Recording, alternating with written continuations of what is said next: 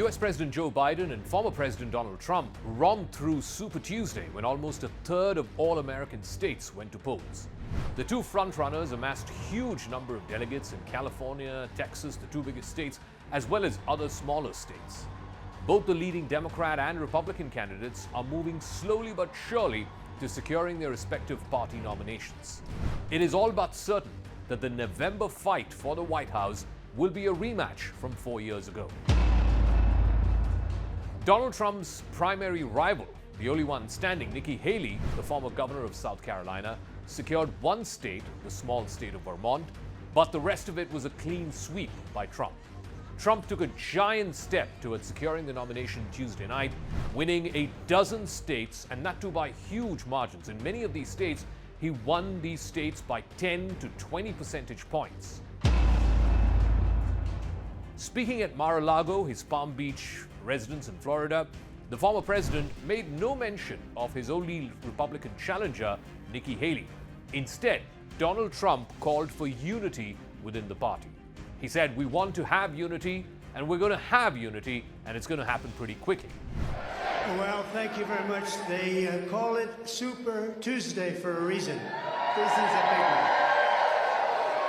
And they tell me, the pundits and otherwise, that there's never been one like this. There's never been anything so conclusive. This was an amazing night, an amazing day. It's been an incredible period of time in our country's history. It's been sad in so many ways, but I think it's going to be inspiring because we're going to do something that, frankly, nobody's been able to do for a long time.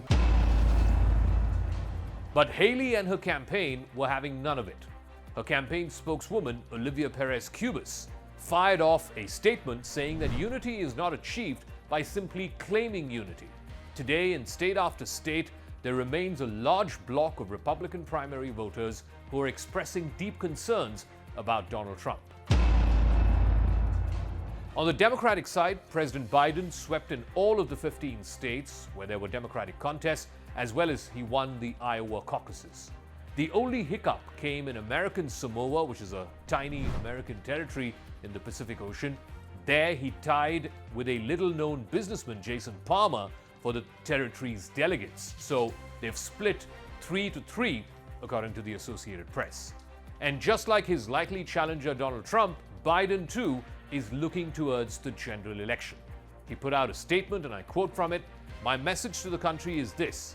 Every generation of Americans will face a moment when they have to defend democracy. Stand up for our personal freedom. Stand up for the right to vote.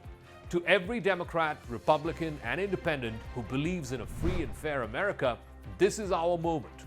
This is our fight. Together, we will win." But the big loser of the night was Nikki Haley. Super Tuesday quickly proved to be a major disappointment for her and her campaign.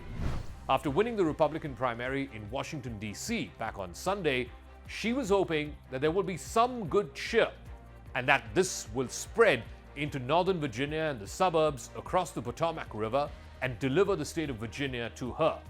But Virginians chose otherwise. They didn't choose Haley, they went for Trump instead. After that, one state after another slipped away from her grasp.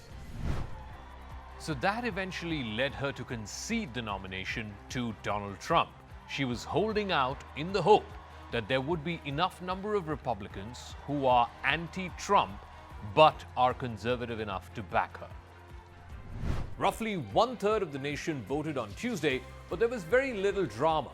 News outlets started calling state after state soon after the polls closed, just like they have since the Iowa caucuses back in January, when Trump won that state, and subsequently he's been leading in many of the states that went to polls with over 50% of vote share, which means that more than 1 out of every 2 Republicans are voting for Donald Trump.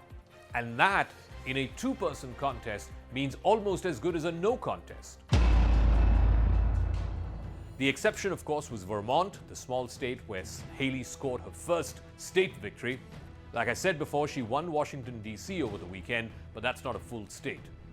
That was a small island, though, Vermont, in a sea of Trump landslides in more than a dozen other states, including in Alabama, where he won by over 80% of the vote, in a state where just a few weeks ago the courts had ruled against in vitro fertilization, and women's rights and abortion rights have become such a huge issue. For Trump to carry that state with over a 4/5 majority was a telling statement of the current state of the Republican Party.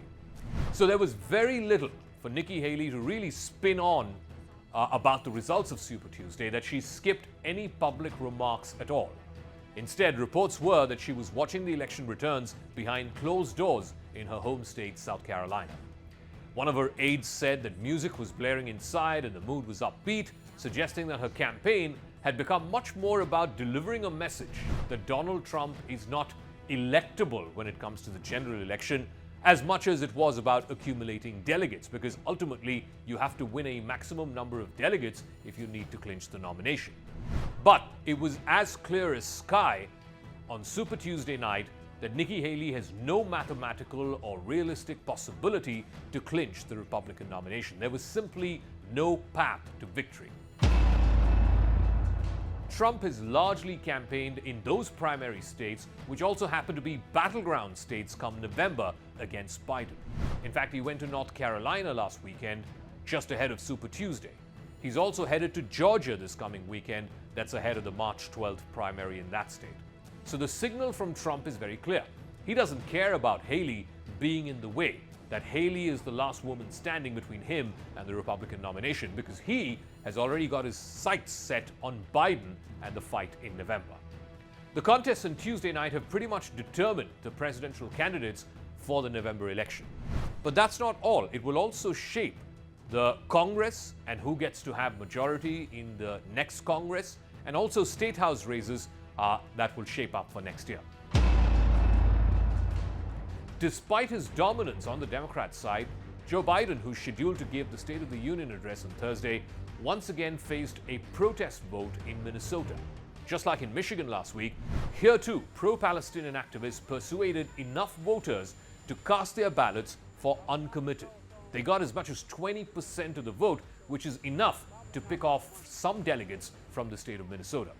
So the effort continues to deliver a very stark message to the president and his team that, look, Joe Biden is faltering on his policies towards Israel and the war in Gaza. For Haley's campaign, it is seemingly a do-or-die moment. She's weathered defeat after defeat, but she insists that she's going to stay on this race until at least Super Tuesday. The argument was those voters in at least a third of the country need to get the opportunity to make their voices heard. Her campaign was run on the singular belief that there are enough Republicans who are unhappy with Trump, that she'll be able to demonstrate to those Republicans and perhaps some independents as well that Trump will not be able to win a general election in November. She was hoping that these would convert into a majority, but that did not come to pass, and she dropped out of the race a day after Super Tuesday.